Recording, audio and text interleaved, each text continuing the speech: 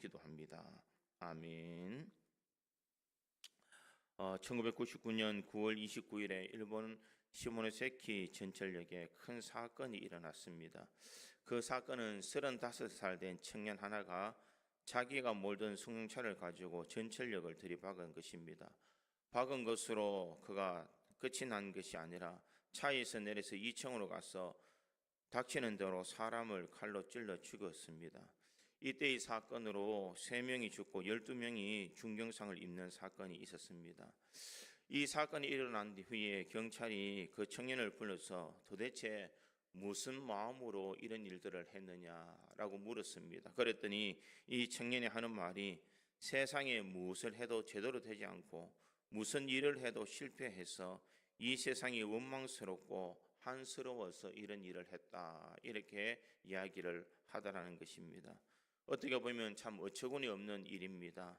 우리 인생에 늘 성공하는 인생이 아니지만은 때로는 힘들고 어려운 순간이 있을 때마다 내 마음대로 그 뜻대로 이루어지지 않는다고 해서 다른 사람에게 화를 푼다면 이 세상에 살아남을 사람은 아무도 없을 것입니다. 우리가 세상을 살아나갈 때에 우리는 성공하기를 원하고 잘 되기를 원하는 것이 우리의 마음입니다. 아무리 노력하고 아무리 열심을 다해도 내 인생에 내가 원하는 대로 살아가지 못할 때에 사람들은 낙심하고 좌절하고 절망할 수밖에 없는 줄 믿습니다. 스티븐 콥이라는 사람이 지었던 이 성공하는 사람의 7가지 습관의 책에 보면은 이 첫 번째 습관을 뭐라고 말하느냐, 주도적인 인간이 되어라, 이렇게 말하고 있습니다. 주도적인 인간, 이것은 환경을 영향을 받지 않고 주변의 여건에 핑계대지 않고 내가 주도적으로 네 인생을 살아가야 된다라는 것을 말하고 있습니다. 실패하는 사람들의 특징은 무엇이냐? 핑계가 많다라는 것입니다. 참 경제가 안 좋았어, 건강이 좋지 않아서, 가정 형편이 어려웠어, 이런 핑계 저런 핑계를 대면서 내가 실패한 것을 합리화시키려고 하는 것이 이 실패한 사람의 특징이다라는 것입니다. 그러기에 이 환경을 바라보거나 또는 여러 가지 처지를 바라보지 말고 주도적으로 내 인생을 살아가라라는 것을 말하고 있습니다. 두 번째, 그 책에 보면 두 번째는 목표의식을 분명히 가져라, 이렇게 나와 있습니다. 성공하는 사람들은 이 목표를 향하여서 죽도록 고생하는 사람이요 최선을 다하는 사람이다, 이렇게 이야기를 합니다. 이 많은 사람들은 이 목표를 달려가기 위해서는 마음가짐을 잘 잡아야 된다. 어떠한 일들이 있더라도 내가 그 목표를 이룰 수 있는 마음을 굳건히 잡으면 내가 그 목표한 것을 이룰 수 있을 것이다 라고 그렇게 이야기를 합니다. 그러나 성도 여러분, 우리가 열심을 다하고 내 마음을 다잡고 우리가 주도적인 인생의 삶을 산다 할지라도 우리가 과연 내 인생을 늘 성공적이고 내가 힘있게 세상을 살아갈 수 있는 삶을 살아갈 수 있는가? 우리의 삶에는 그렇지 않다라는 것입니다. 내가 열심을 다하고 최선을 다해도 내 인생을 내가 장담할 수가 없다라는 것입니다. 그러기에 우리 인생을 잘 살아가기 위해서는 이와 같은 세상적인 기준도 중요하지만 가장 중요한 것이 있다면 하나님께서 우리를 도와주셔야 되는 줄 믿습니다.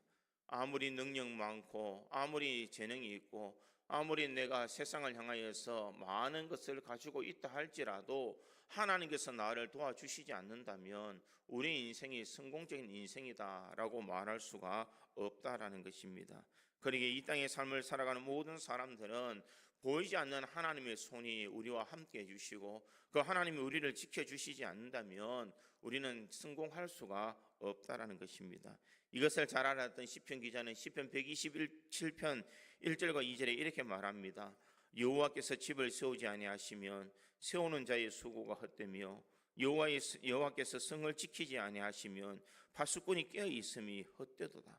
너희가 일찍이 일어나고 늦게 누우며 수고의 떡을 먹음이 헛되도다. 그러므로 여호와께서 그의 사랑하는 자에게는 잠을 주시는도다. 이렇게 말하고 있습니다. 우리가 하나님께서 우리의 집을 세우지 아니하시면 세우는 자의 수고가 헛되다. 여호와께서 성을 지켜주시지 않는다면 파수꾼이 깨어 있음이 헛되다, 이렇게 이야기합니다. 우리가 일찍이 일어나고 늦게 누우며 수고의 떡을 먹음이 헛되다. 하나님께서 이와 같은 은혜로 지켜주시지 않는다면 우리는 헛된 인생의 삶을 살아갈 수밖에 없다라는 것입니다. 그러므로 여호와께서 그의 사랑하는 자들에게 잠을 주시는도다 이렇게 이야기합니다. 이 말은 무슨 말인가? 이 말은 하나님께서 내 삶에 어떠한 어려움이 있더라도 내가 그 가운데서 참된 평안의 마음, 편안한 마음으로 세상을 살아갈 수 있도록 우리에게 평안의 은혜를 주신다라는 것을 말하고 있습니다. 오늘 우리가 읽었던 본문 26절에도 보면 이렇게 기록합니다. 이와 같이 성령도 우리 연약함을 도우시나니 우리는 마땅히 기도할 바를 알지 못하나 오직 성령이 말할 수 없는 탄식으로 우리를 위하여 친히 간구하시느니라 이렇게 이야기합니다. 성령께서 우리의 연약함을 도우시나니, 나는 연약하지만 성령께서 우리를 도와주시면 우리의 인생은 성공할 수가 있는 줄 믿습니다. 오직 성령이 말할 수 없는 탄식으로 우리를 위해 친히 간구해 주시기 때문에 그 은혜를 받는 인생의 삶을 복되게 살아갈 수가 있는 줄 믿습니다. 하나님께서 우리들에게 어떤 삶을 살아가기를 원하느냐? 내 원대로 내 마음대로 내 열심을 다하여 살아가는 인생이 아니라 하나님 안에서 하나님의 뜻과 계획 속에서 살아가기를 원하고 계시는 줄 믿습니다. 정말 인생을 잘 살아가기를 원하고 내 마음의 소망대로 이루어지는 모든 것들을 원한다면 하나님의 뜻대로 사는 삶을 살아라라는 것을 말하고 있습니다. 하나님께서 우리를 도와주시기에 하나님께서 기뻐하시는 거룩한 삶을 살아가는 것이 성도가 세상을 이겨나갈 수 있는 방법이요 성공자의 삶을 살아갈 수 있는 비결인 줄 믿습니다. 그렇다면 우리가 어떻게 하나님의 뜻대로 살아갈 수가 있겠습니까? 어떤 마음, 어떤 생각, 어떤 행동으로 살아가야 우리가 하나님의 뜻대로 사는 삶을 살아갈 수 있을까? 저는 오늘 본문의 말씀을 통하여서 이것을 한번 생각해 보므로 우리 믿음의 성도들의 삶에 하나님의 뜻대로 사는 삶을 통하여서 우리 모든 성도들이 주의 은혜 안에서 날마다 기쁨과 감사와 승리의 삶을 살아갈 수 있는 저와 여러분이 되기를 주님의 이름으로 축원드립니다. 첫째로 하나님의 뜻대로 사는 삶은 성령이 우리의 연약함을 도우신다는 것을 믿는 삶입니다. 오늘 보면 26절을 다시 보면 이와 같이 성령도 우리의 연약함을 도우시나니 우리는 마땅히 기도할 바를 알지 못하나 오직 성령이 말할 수 없는 탄식으로 우리를 위하여 친히 간구하시느니라 이렇게 말하고 있습니다. 성령께서 우리의 연약함을 도우시나니 우리의 부족함, 우리의 연약함을 주님께서는 도와주신다는 것입니다. 내가 세상을 살아간다고 말하지만 나는 잘 모르지만 분명 성령께서 우리의 삶에 개입해 주셔서 우리의 삶을 도와주시는 줄 믿습니다. 그러기에 우리 인생은 하나님 앞에 내 인생을 맡기며 살아갈 때에 우리 인생은 성공할 수밖에 없고 주의 은혜 가운데 우리가 복된 삶을 누릴 수밖에 없는 줄 믿습니다. 이런 의미에서 우리 옆에 있는 분들에게 이렇게 한번 인사하기를 원합니다. 집사님, 하나님은 나를 도와주십니다. 거기에다가 자기 이름을 넣고 한번 하겠습니다. 집사님, 하나님은 김덕년을 도와주십니다. 하나님은 누구를 도와주시는가? 나를 도와주시는 분이신 줄 믿습니다. 그 하나님이 어떻게 우리를 도와주시는가? 말할 수 없는 탄식으로 우리를 도와주신다 이렇게 말하고 있습니다. 고통과 치열한 싸움 속에서 내 인생의 슬픔과 괴로움의 모습을 바라보시면서 나를 그대로 두지 아니하시고 나에게 가까이 와 주셔서 나를 붙잡아 주시며 나에게 힘을 주시는 그 주님이시다라는 것입니다. 그 하나님은 지금 당장 내 눈에 보이지 않고 내 삶이 당장 변하지 않더라도 하나님은 보이지 않는 곳에서 우리를 도와주시는 분이신 줄 믿습니다. 그러기에 시편 기자는 시편 1절에 여호와여 어찌하여 멀리 있으시며 어찌하여 환난 때에 숨으시나이까? 하나님이 마치 내가 너무나 힘들 때에 하나님은 왜 숨어 계십니까? 왜 지금 나에게 응답하지 않습니까? 라고 시편 기자가 이야기하고 있습니다. 그러나 분명한 것은 하나님은 숨어 계시는 것처럼 보이지만 항상 보이지 않는 곳에서 우리를 도와주시고 말할 수 없는 탄식으로 우리에게 은혜 베풀어 주시는 줄 믿습니다.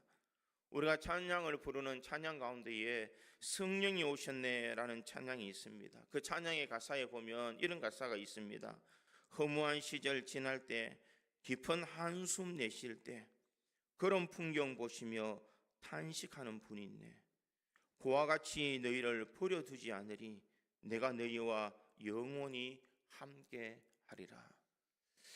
우리가 험한 시간을 보낸 것처럼 보이고 말할 수 없는 탄식의 삶을 살아간다라고 할지라도 하나님께서는 우리에게 영원히 함께해 주실 것을 말씀하고 있습니다.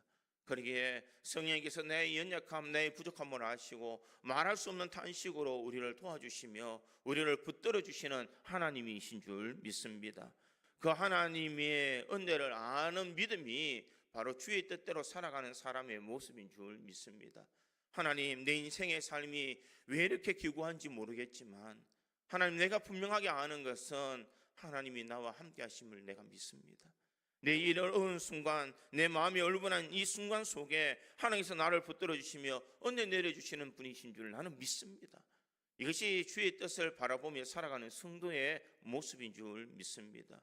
또한 우리를 어떻게 도와주시느냐? 성령이 연약한 우리를 위하여 기도로 도우신다, 이렇게 말합니다.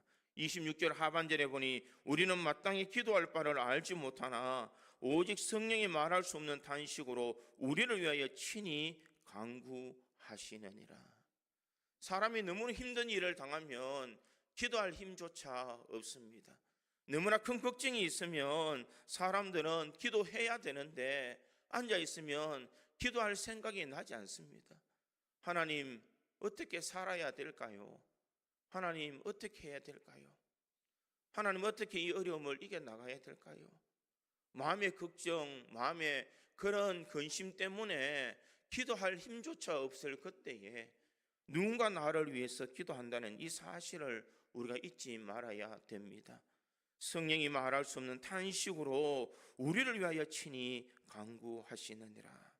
성령께서 나의 연약함을 아시고 하나님 앞에서 끝없이 우리를 위해서 기도하고 계신다라는 것입니다. 그러기에 우리는 내가 연약해질 때마다, 내가 힘들 때마다 우리가 하나님의 뜻대로 사는 삶은 어떤 삶인가? 성령이 지금 나를 위해서 기도하고 계신다, 성령이 나를 위해서 지금 탄식하고 계신다는 이 소망을 가지고 우리가 살아가야 될 줄 믿습니다. 아무도 내 마음 알아주지 못하는 이 순간 속에서도 주님은 내 마음 아시고 내 형편을 아셔서 나를 위해서 기도하시는 그 주님이 지금 나와 함께 있다는 것을 알 때에 우리는 힘있게 세상을 살아갈 수가 있는 줄 믿습니다. 시편 기자도 이것을 알았기에 시편 121편 1절에 이렇게 말합니다. 내가 산을 향하여 눈을 들리라. 나의 도움이 어디서 올까? 나의 도움은 천지를 지으신 여호와에게서로다. 내가 산을 향하여서 눈을 들리라. 지금 나를 도와주시는 분이 누굴까? 정말 나에게 힘주시는 분이 누구일까? 내가 이름을 긍휼히 이겨나갈 수 있도록 만들어주시는 분이 누구일까? 그것은 나의 도움이 어디서 올까? 나의 도움은 천지를 지으신 여호와에게서로다. 하나님이 나를 도와주셨다. 또한 시편 27편 9절과 10절에 보면 주의 얼굴을 내게 숨기지 마시고 주의 종을 노하여 버리지 마소서. 주는 나의 도움이 되셨나이다. 나의 구원이 하나님이시여 나를 버리지 마시고 떠나지 마소서. 내 부모는 나를 버렸으나 여호와는 나를 영접하시리이다. 지금 다윗은 어려운 순간에 하나님, 나의 형편, 이 모든 것은 하나님이 나의 도움이 되신 줄 믿습니다. 하나님, 나를 버리지 마시고 떠나지 마십시오. 부모님은 나를 떠나도 하나님은 나를 영접해 주실 줄 믿습니다. 그는 늘 주님의 도와주심을 바라보면서 이 슬픔 가운데서 성령이 말할 수 없는 탄식으로 나를 도와주시는 그 은혜를 바라보면서 이 모든 고난을 넉넉히 이겨나갔다라는 것을 말하고 있습니다. 사랑하는 성도 여러분, 우리가 세상을 살아갈 때에 늘 성공자의 삶, 늘 승리의 삶을 살아가는 것은 아닙니다. 때로는 실패를 거둘 수 있고, 때로는 내 마음대로 되지 않고, 때로는 내가 상상하지 못할 그런 어려움에 갇힐 수도 있습니다. 그러나 분명 하나님의 뜻대로 살아가는 인생에게는 성령님께서 우리를 도와주시는 줄 믿습니다.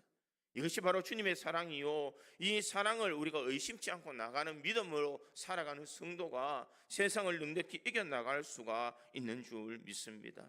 주님은 분명 우리를 도와주시는 분이신 줄 믿습니다.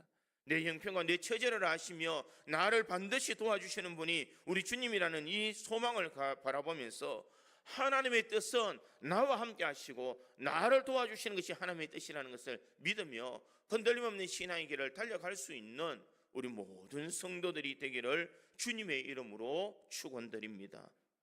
두 번째로 하나님의 뜻대로 사는 삶은 모든 것이 합력하여 선을 이루시는 하나님을 믿는 삶입니다. 오늘 28절에 보니 우리가 알거니와 하나님을 사랑하는 자 곧 그의 뜻대로 부르심을 입은 자들에게는 모든 것이 합력하여 선을 이루느니라 이렇게 말하고 있습니다. 이것은 무엇을 말하고 있을까? 하나님께서는 모든 것을 합력하여 선을 이루어 주신다. 지금 나가는 고난도 나의 어려움도 나의 걱정도 나중에는 하나님께서 다 합력하여 선을 이루어 주신다라고 그렇게 이야기합니다. 그런데 여기에서는 조건이 있습니다. 하나님 어떤 조건을 가진 사람에게 합력하여 선을 이루어 주실까? 앞에 보면 우리가 알거니와 하나님을 사랑하는 자 곧 그 뜻대로 부르심을 입은 자들에게는 이렇게 말하고 있습니다. 무엇을 아느냐? 우리는 하나님께서 우리에게 도와주신다는 것을 분명 안다라는 것입니다. 모든 것이 합력하여 선을 이루시는 줄 나는 안다라는 것입니다. 그런데 하나님을 사랑하는 자 곧 그의 뜻대로 부르심을 입은 자들에게는 이렇게 이야기합니다. 하나님을 사랑하는 자에게 하나님께서는 복을 주신다는 것입니다. 하나님께서 그 뜻대로 부르심을 입은 자들에게 모든 것이 합력하여 선을 이루어 주신다라는 것을 말하고 있습니다. 첫 번째 조건은 우리가 하나님을 사랑하는 것입니다. 내가 마음을 다하고 뜻을 다하고 힘을 다하여 하나님을 사랑하는 자에게 하나님께서 모든 것을 합력하여 선을 이루어 주시는 하나님이시라는 것입니다. 우리가 하나님을 사랑하는 마음을 우리는 굳건히 가져야 될 줄 믿습니다. 전에도 몇 번 이야기했지만 이 열왕기상 3장에 보면은 솔로몬이 1,000번제가 나오고 있습니다. 솔로몬이 1,000번제를 드리고 난 뒤에 하나님께서 그에게 꿈에 나타나서 내가 네게 무엇을 줄고 너는 구하라 라고 말합니다. 왜 하나님께서 솔로몬에게 나타나서 내가 네게 무엇을 줄 거라고 구하라고 말씀하셨을까? 거기는 조건이 있다라는 것입니다. 1,000번제를 드렸기 때문이 아니라 그 앞에는 솔로몬이 여호와를 사랑하고 라는 조건이 있다라는 것입니다. 하나님을 사랑하는 것이 우선이라는 것입니다. 하나님을 사랑하는 마음으로 온전한 예배를 드렸고 하나님을 사랑하는 마음으로 제사를 드렸더니 하나님께서 그 제사를 받아주시고 은혜를 내려주시더라는 것입니다. 우리의 인생도 마찬가지인 줄 믿습니다. 내가 모든 것이 합력하여 선을 이루시는 하나님, 내 인생을 역전시켜 주시며 내 지금 이 고난에서 능히 이겨나갈 수 있도록 만들어주시는 그 하나님은 우리에게 첫 번째 요구하시는 삶이 무엇이냐? 여호와를 사랑하라는 것입니다. 하나님을 사랑하는 자, 곧 그 뜻대로 부르심을 입은 자들에게 모든 것이 합력하여 선을 이루어 주신다라는 것입니다. 사랑하는 성도 여러분, 하나님을 나의 삶에 제일 우선적으로 사랑할 수 있는 마음이 있어야 될 줄 믿습니다. 세상의 어떤 부귀와 명예보다 내 어떤 것보다 나는 주님을 더 사랑합니다. 내가 주님을 더 의지합니다. 내가 주님 외에는 그 어떤 것도 더 사랑하지 않습니다. 우리의 삶에 말로만 아닌 우리의 삶으로서 하나님을 사랑하는 삶을 살아가는 성도에게 하나님께서는 이와 같은 은혜로 역사해 주시는 줄 믿습니다. 곧 그의 뜻대로 부르심을 입은 자들에게는 이렇게 말하고 있습니다. 하나님을 사랑하는 마음으로 하나님의 말씀에 순종하는 사람, 그 말씀에 복종하며 믿음의 길을 달려가는 사람에게는 하나님께서 모든 것이 합력하여 선을 이루어 주신다라는 것을 말하고 있습니다. 합력하다라는 그 말의 뜻은 무엇이냐? 카페트를 예쁘게 짠다라는 의미다. 전에도 한번 말씀드렸습니다. 이 카페트를 짠다라는 것은 여러분 카페트를 짜면 앞의 모습이 아니라 뒤의 모습을 보면은 이게 무슨 모양인지를 모릅니다. 이렇게 얽히고 저렇게 썰켜서 마구 짜다 보면 나중에 카페트를 뒤집어 보면 아름다운 카페트가 수놓아져 있더라는 것입니다.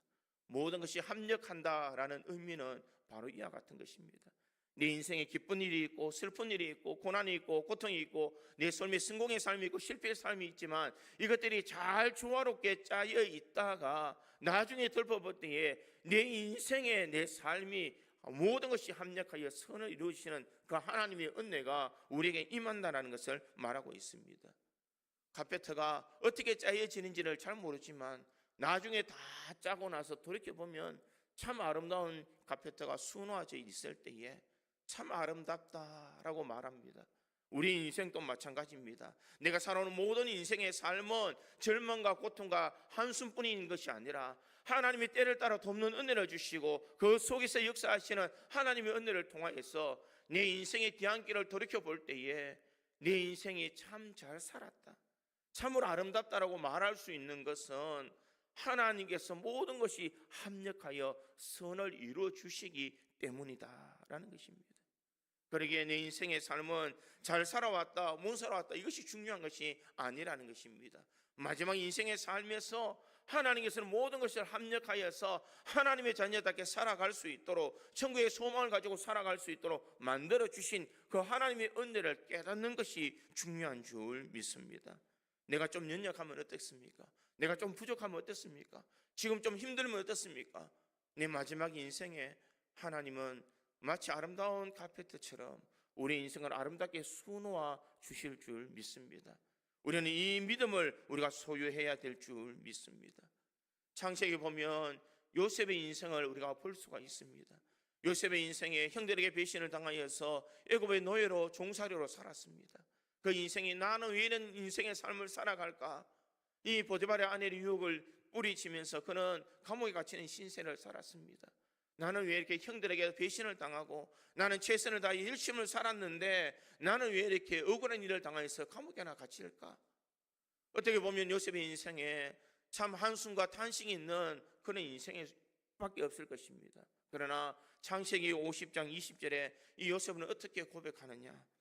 당신들은 나를 헤아려 하였으나 하나님은 그것을 선으로 바꾸사 오늘과 같이 많은 백성의 생명을 구원하게 하시려 하셨나니. 여러분들이 나를 판 것처럼 보이고 여러분들 때문에 내가 이 애굽에 온 것처럼 보이지만 하나님께서 도리어 그것을 모든 것이 합력하여서 선을 이룰 수 있도록 모든 백성을 구원할 수 있도록 하나님께서 만들어 주셨습니다. 이것이 바로 요셉의 고백이더라는 것입니다. 우리 인생도 마찬가지입니다. 지금 당하는 어떤 어려움도 이것으로 끝나는 것이 아니라 하나님께서 이것을 잘 수놓아서 나중에는 하나님께서 우리들에게 이와 같은 선을 베풀어 주시기 위해서 이와 같은 은혜를 주셨다라고 고백할 수 있도록 만들어 주시는 줄 믿습니다. 그러기에 시편 기자는 시편 119편 71편에 고난당하는 것이 내게 유익이라 이로 말미암아 내가 주의 율례를 배우게 되었나이다. 주의 율례, 이것을 통하여서 하나님께서 나를 얼마나 사랑하시는지, 하나님께서 모든 것이 협력하여 어떻게 선을 이루시는지를 나는 그제서야 안다라는 것을 말하고 있습니다. 사랑하는 성도 여러분, 내 인생의 모든 삶은 하나님께서 이것으로 끝나는 삶이 아니라 아름답게 엮어서 내 인생을 가장 복되게 만들 수 있는 은혜가 주어지는 줄 믿습니다. 하나님을 사랑하며 그 뜻대로 부르심을 입은 사람, 하나님의 뜻대로 살아가는 인생에게는 이와 같은 합력하여 선을 이루시는 은혜를 허락해 주시는 줄 믿습니다. 그러니까 오늘 또 우리 인생의 삶을 마지막까지 아름답게 수를 놓을 수 있기를 간절히 소망합니다. 그래서 언젠가 주님 앞에 서는 그날 주님 앞에 하나님 모든 것을 합력하여서 아름다운 선을 베풀어 주신 것은 전적인 하나님의 은혜입니다라고 고백할 수 있는 우리 모든 성도들이 되기를 주님의 이름으로 축원드립니다. 세 번째로 하나님의 뜻대로 사는 삶은 예수 그리스도를 본받는 삶을 살아가는 사람입니다. 오늘 보면 29절에 있는 말씀에 보니 이렇게 기록합니다. 하나님이 미리 아신 자들을 또한 그 아들의 형상을 본받게 하기 위하여 미리 정하셨으니 이는 그로 많은 형제 중에서 맏아들이 되게 하려 하심이니라, 이렇게 말하고 있습니다. 오늘 사도 바울은 이 로마서를 기록할 때에 하나님이 성도들을 미리 아셨다라는 것입니다. 하나님이 미리 아신 자들을 또한 그 아들의 형상을 본받게 하기 위하여 미리 정하셨으니, 예수님의 형상을 본받기 위해서 우리들을 미리 정해 놓으셨다, 이렇게 이야기합니다. 내가 세상을 살아가지만 하나님께서는 분명 나를 먼저 미리 정하셔서 예수님을 닮아가는 인생의 삶을 살아갈 수 있도록 만드셨다라는 것입니다. 그 맏아들이 되게 하셨다라는 그 말은 무엇이냐? 예수 그리스도를 따라가는 삶을 살라고 너희들을 불렀다라는 것입니다. 예수님을 본받는, 예수님처럼 살아가는, 예수님의 형상을 닮아가는 그 사람으로 우리를 불러주셨다라는 것을 말하고 있습니다. 사랑하는 성도 여러분, 주님께서는 우리를 맏아들이 될 수 있도록 예수 그리스도의 그를 본받아 살아갈 수 있는 은혜를 우리에게 주시는 줄 믿습니다. 우리가 누구를 바라보며 살아가야 되는가? 우리가 세상을 살아갈 때에 주의 뜻대로 살아가는 삶을 살아가는 성도는 예수님처럼 살아가는 인생이 가장 복된 삶을 살아가는 삶이라는 것입니다. 믿음의 주여 또 온전케 하시는 예수님을 바라보자라고 히브리서 기자는 말하고 있습니다. 우리가 예수님을 바라보는 믿음의 삶을 살아갈 때에 우리의 인생은 예수님처럼 점차 변하여지게 되는 줄 믿습니다. 핸드릭슨과 로빈슨이 지은 책에 보면 성도가 예수 그리스도를 믿는다고 하는 것에 계속 변화가 있어야 된다, 이렇게 말합니다. 내가 예수를 믿는다라고 하는 사람은 내 삶에 끝없는 변화가 일어나야 된다는 것을 말합니다. 어떤 변화가 일어나느냐? 예수님을 닮아가는 모습으로 바뀌어져 가야 된다는 것입니다. 과거에는 내 자존심만 가지고 살아왔던 사람이 예수를 믿고 난 뒤에 예수님처럼 다른 사람을 섬겨줄 수 있는 사람, 전에는 내가 가진 것만 다 한 줄 알았던 사람이 이제는 다른 사람의 넉넉한 마음과 사랑을 가질 수 있는 마음으로 변한다는 것입니다. 이기적인 마음에서 예수님 마음처럼 매일매일 변화되는 삶을 살아가는 것이 참된 그리스도인의 모습이다라는 것입니다. 작년보다 올해가 더 변화되고 오늘보다 내일이 더 성숙해지며 더 나은 삶이 오늘보다 그 다음의 삶이 더 성숙되어지는 삶을 살아가는 그 모습이 우리 믿음의 성도들의 삶에 임하여야 된다는 것을 말하고 있습니다. 누가 볼 때도 나는 작년보다 올해가 더 성숙해졌다. 야, 저분 보니까 처음 교회 올 때보다 지금 너무너무 많이 바뀌는 것 같아. 처음보다 너무 많은 믿음이 성장한 것 같아.